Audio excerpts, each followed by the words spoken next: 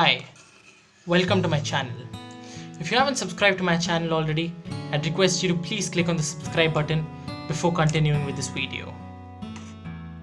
For today's recipe, I'm going to take a pan and boil some hot water.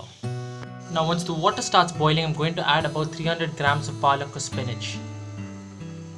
I'm going to boil this on low-medium flame for about 4 minutes.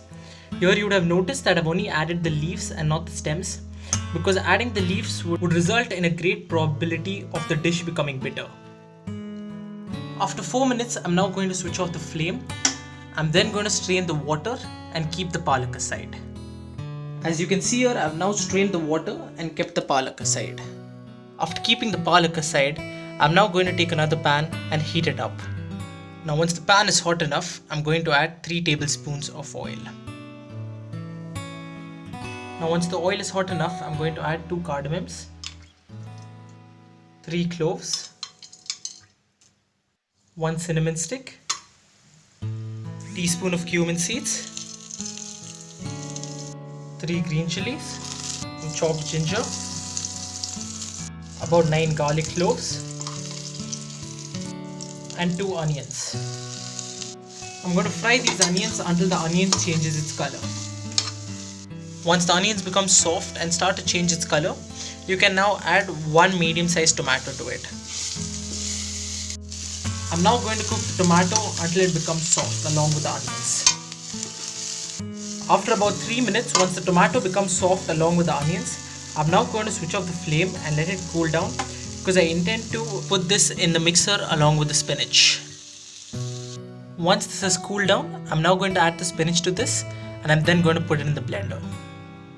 After blending the palak or the spinach, now in the very same pan, I'm going to add 1 tablespoon of oil. To that I'm going to add 3/4 teaspoon of red chili powder, half a teaspoon of turmeric powder, and half a teaspoon of coriander powder. After mixing it, along with that I'm also going to add 3/4 teaspoon of garam masala powder. After about 15 seconds, I'm now going to add the blended paste to it.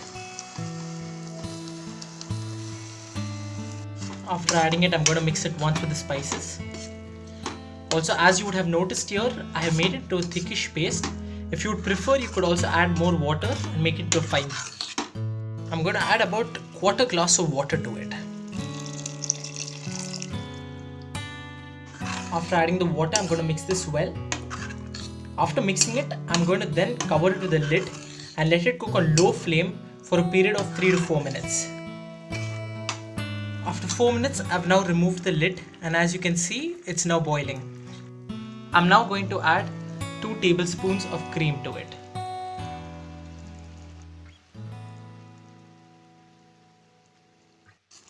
After adding the cream, I'm going to mix this once.